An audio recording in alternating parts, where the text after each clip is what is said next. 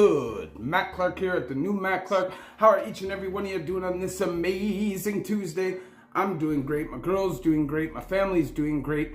I hope each and every one of you had an amazing holidays, spent time with your family, didn't go through any hardship. And for those of you who were going through hardship, I just hope you found some way around it. If you could please hit that like button, that subscribe button, and that bell notification button to get all my videos when they're new. If you could share with somebody on social media, help spread the message, help spread the word, that'd be amazing. And there's a PayPal option if you'd like to donate, help support the channel. The link is in the description. What's up?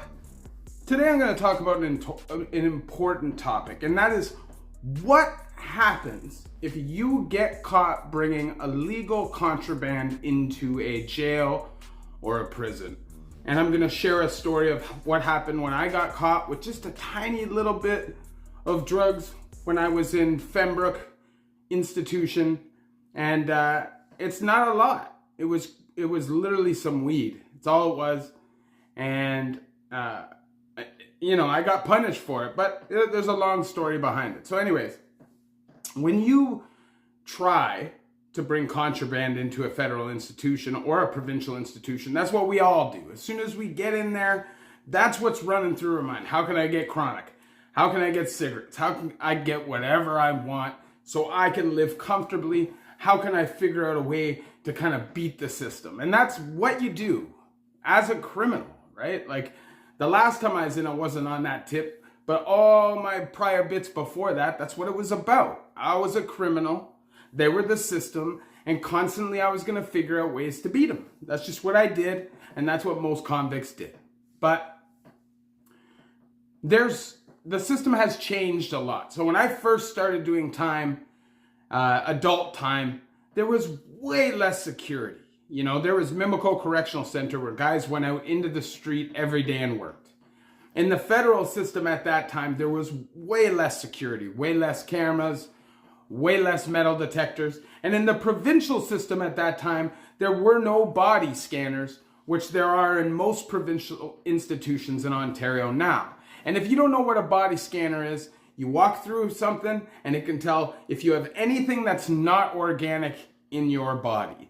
Now, there are ways to beat it. If it's organic material, that's about it. We're not going to get into that on here. If you have weapons, lighters, anything like that, it will show up for sure. If you have chemical drugs, it will 100% show up and you will get pinched. Now, from what I've heard, there are lots of prisons that don't even run them or guys who refuse to go through them. That is your choice. If you're standing in solidarity as a unit and saying, screw it, none of us are going to walk through it and they're just going to have to deal with it. I don't know. I don't know if that would even work. I haven't been around since those body scanners were in play. I haven't been doing time. But I know that they can and are hard to beat. Now, when you're in the federal system, there's the ion scanner. So clearly we know visits is going to be a way guys try to bring things in. It's just inevitable. But they have ion scanners. So they swab your clothing, your money, your car keys, your sunglasses, and they run it through a system. And if it hits for anything, your visit will be denied. So one thing you have to do always, just a reminder, if you're going to take money, take change, wash it off, put it in a Ziploc bag so it doesn't get contaminated. ID, wash them off. Cash money, I guess there's no much, like don't take cash. Just don't. It's too high risk and you will go off on these ion scanners. I've seen guys' grandmas get denied because of ion scanners for hitting for things like SID and all these weird drugs that people aren't even bringing into prison. That's just the way it goes. Those ion scanners were taken out of airports at one point because they weren't consistent. They weren't that good, So, but it is what it is, and I think it's just mainly neglect of the system. Maybe they don't clean the things properly. I don't know what, but the ion scanner is BS.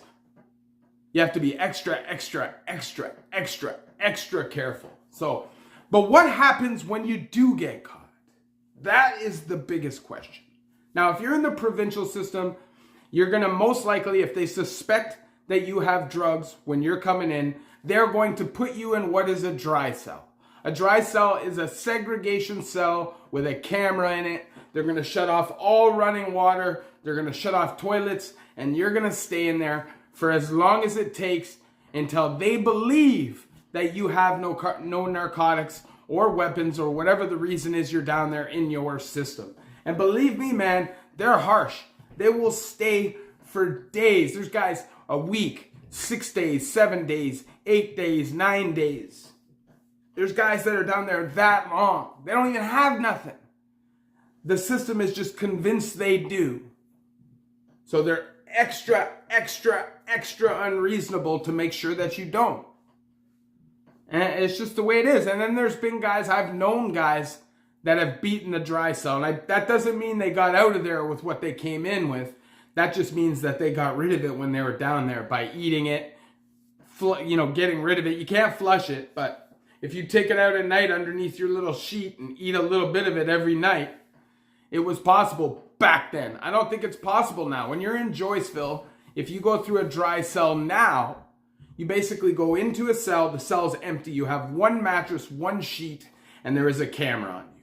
If you have to go to the washroom, you go into another room where the toilet is basically over top of a conveyor belt. Everything that comes out of you goes onto this. It is rinsed off with water and it gets taken right out to them. So it's basically impossible to beat the system. In that case, if you're in there, good luck. And you will be street charged. In the provincial system, I'm not sure how that works. I was never caught with any drugs inside a provincial institution. I don't know what they would do to you. I don't know if they would charge you. I think for a couple joints or something, they're not going to charge you. I will tell you a story, actually. So I was in Lindsay and I was asking my parents for a clothing change. And I told my mom, I said, Mom, go through the pockets of my pants. There can be chronic in them. And you could get yourself in a bad situation. And crazy enough, she picks the pants that I told her could have chronic in them. She doesn't check the third pocket. She's literally in the visiting room with my dad, who are super square. My parents are super civilian, would be horrified if they knew there was a big bag of dank in their clothes that they're carrying. My dad said he smelt it and he thought that the person behind him was trying to bring it in. He hands the bag in, she reaches in, finds the dank. And the crazy thing about it was a Fed who hated me. He put me in seg. This was the Fed that put me to the back-to-back loss of all privileges, 30-day bits. And he gave my parents a bly. He took the dank, took the chronic, disappeared, gave my parents the bly and actually let them in because it was clear they weren't trying to smuggle. It was just in a Ziploc bag in the pocket. And it was washed. The pants were washed. So the chronic disappeared. My parents came in for the visit. My dad did not talk to me the whole visit. Stood at the back, choked. Because it could have put them in a really bad situation. If that cop wanted to be a jerk, he could have charged my parents for trying to introduce drugs into a provincial institution, would have destroyed their lives, right? But he chose to be a good person, didn't involve my parents in my crap. And that's a good person who's clearly there just to do their job. And I can't hate on that. He did something good for my family that he didn't have to, despite the fact that he hated my guts. I was a pain in the ass. It is what it is. Now, it was a little different when I got caught with some chronic in Fembrook. I was the unit rep in Edgewood at the time, and there was so much chronic. There was so much freedom in this jail. There was like just bags of stuff, okay? And I remember when I was the unit rep, I used to go from range to range because I had the key. Because in Fembrook, it's not cells. It's like apartments. So you have like a key fob for the front door of the range. Well, when you're the unit rep, you have a key fob for every range so you can go and talk to the guys on the block. And the funny thing about it was I did nothing except abuse my right to go range to range and just got bozzled all day long every day. And one day I was on Edgewood, I think it was A unit, the front unit in the basement, in the bottom. And I was in the back and I was smelling a piece of hash that my buddy had. And right when I smell it, I go like this to hand it back to him. Boom. The 4-bar walks through the door, grabs me, takes me to seg, and street charges me for a .2 of hash. Now, the reality is the guy that I handed it back to, a total waste man, he should have eaten it, but he didn't. He put it in his pocket, and he had another spliff in his other pocket, which he also didn't eat, realizing we're getting pinched. I go to seg, he goes to seg. Now, the good thing was he became a cleaner, and he had a whole bunch of chronic, and every night would just throw some under the door. But I got street charged with trafficking in a federal institution for a .2 of hash. I sat in seg for 3 months, got my score bumped up to just under maximum security. It was like 25.5, max is 26 and above. So they basically made it, if I have any other violations, I'm going to max. I went to Joyceville. I saw my brother for the first time in 11 years. First time. I think I visited him once actually when I was younger, but it was like an hour visit. So basically the first time I got to spend time with my brother in 11 years. And I lived on that range with him for 2.5 years. So everything happens for a reason. I now have a great relationship with my brother because I spent that time with him. I learned to understand him a little bit better and understand what he was going through and realize that he was just a young guy who made mistakes and he didn't intend to destroy our family. Just like I didn't intend to put stress on the family when I broke the law. It just kind of happens that way. Sometimes you can snap a little bit, you know. You can go a little bit crazy and you don't really think about anybody but yourself. Anyways, I would like to say that seg trip was horrible, but it wasn't. I was getting bozzled every night. At that time, you were allowed to smoke in the pen. They would give us smoke breaks in seg. You ever heard of that before? 3 smoke breaks a day in seg. So you have bales of tobacco, you can roll your cigarettes. When we would go for our smoke breaks, we'd take some saran out from one of our meals that we had. We'd wrap up some tobacco, we'd take it inside with us. Chronic every night, tobacco every night. I had my stereo at that time. I had like a big 3-disc Sony separate speakers CD player that just thumped. Got all my clothes, and I'm telling you, at that time there was no line food in Fembrook. There was no Tundra unit. So Tundra unit's the only unit in Fembrook that feeds like jail food, line food. Everybody else buys their own food from a grocery store that's inside the fence of the jail, and you cook your own food. So when you're in seg, we got fed from the Coppers cafeteria. I remember the first major meal I got was double barbecued pork chops with mac and cheese. There was soup, salad, milk, juice, and a huge piece of cherry cheesecake. Man, I got so fat during that seg bit, because all I did, eat. The amount of food that they were sending was crazy. It was literally like good time considering I was in seg.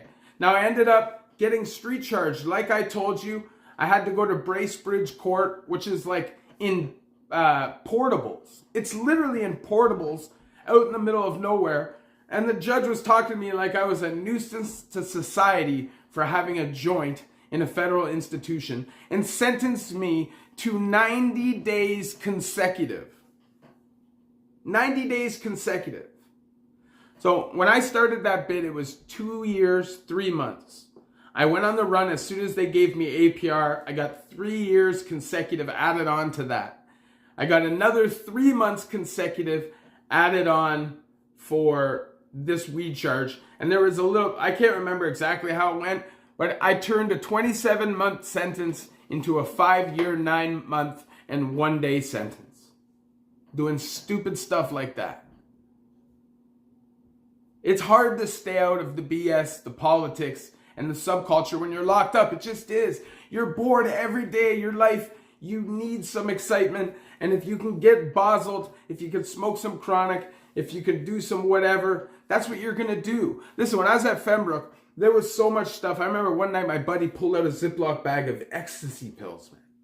I said, bro, let me get one of those. He goes, I'll give it to you for free if you eat 3 right now. I said, I'm not going to eat 3. Are you crazy? I'm getting pinched if I eat 3, but I'll eat 2. Man, I was so bozzled. I spent the night in the toilet. It was horrible, but great at the same time. It was mayhem at Fembrook at that time. Anybody who was there knows That's like 2004, 2005. It was crazy. And 2006. It was not a violent place. It was just chill. There was a nature trail in the back where you could literally go sit out in the forest and smoke. It was chill. And then I got sent to Joyceville, which at that time was a war zone.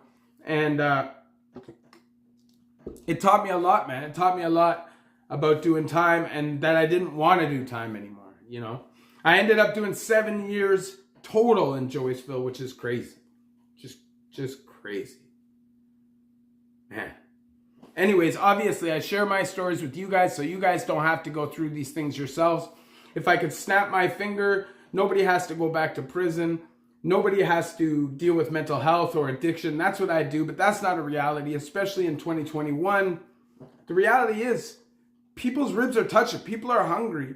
Not everybody's working. Not everybody has enough money to pay the bills. So people are going to end up going to jail. Hopefully with my videos, it can motivate people not to make those choices, and it can prepare people if they do make those bad choices and they catch themselves in a situation where they may have to do a little bit of time. You know, my suggestion will always be time isn't worth it. Don't throw your life away. Time is money. Even if it's just a little bit of legitimate money, over the years that you'll be locked up will stack up higher, way higher than any little short-term bid or short-term little robbery or stack that you make doing illegal stuff. You know what I mean? If you could please hit that like button, if you could please hit that subscribe button and that bell notification button to get all my videos when they're new. If you could share with somebody on social media, help spread the message, help spread the word, that'd be amazing. And there's a PayPal option if you'd like to donate, help support the channel. A link is in the description of most of my videos. So just realize, if you go inside and you try to bring contraband inside, you're taking a risk, man. You could make it impossible to get parole, completely kill all chances of getting parole. Even a dirty piss test can do that. A couple of them, maybe not one, but a couple of them can do that. And you take the chance of adding time to your time. And if you do add time, most likely it's going to be consecutive. You're going to end up stretching your time longer and having to do the stat. And it's just not worth it. Just do your time. If something lands in your lap, if you're able to buy a spliff or something with some canteen, that's what you do. Don't take the risk. Love each and every one of you. The New Mac Club.